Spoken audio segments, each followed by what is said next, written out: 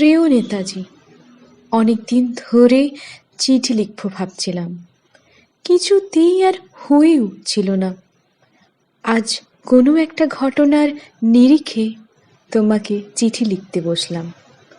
ছেলেবেলায় আমাদের দোতলা ড্রয়িং রুমে তোমার ছবি, জন্মদিনে পেতাম বই, সেখানেও তুমি, বাবার গল্পে তোমারই বীরত্ব।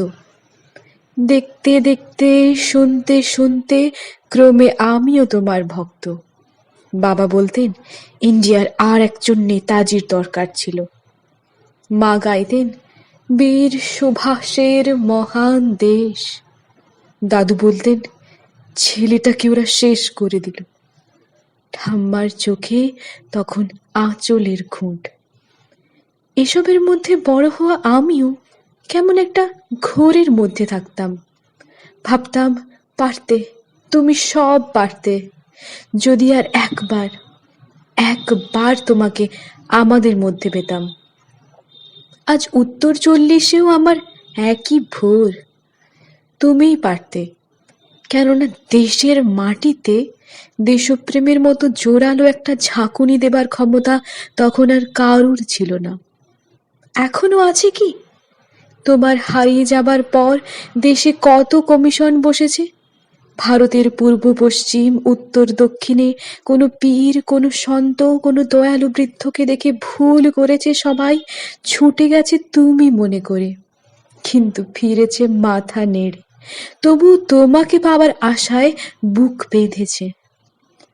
তুমি তো শুধু বসুবাড়ির নও, গোটা ভারতবর্ষের মণিকোঠার হীরক, যার আলোর শুদ্ধতা কালোকে সাদা করতে পারে। এই বিশ্বাসে ভর করে সবাই ভেবেছিল তুমি আসবেই, কিন্তু এলে না। কেটে গেল অনেকগুলো বছর, পেরিয়ে এলাম জীবনের অনেক গলি খুঁজে। তুমি এখন বিমানবন্দরে, সভা সমিতিতে, রিসার্চ ব্যুরোতে, এমনকি ছেলের নামকরণেও। শুধু হৃদয় যেন দোলা দেয় না। জানো, তোমার জন্মদিনটা এখন সবাই ছুটির দিন বলে আয়েশ করে উপভোগ করে।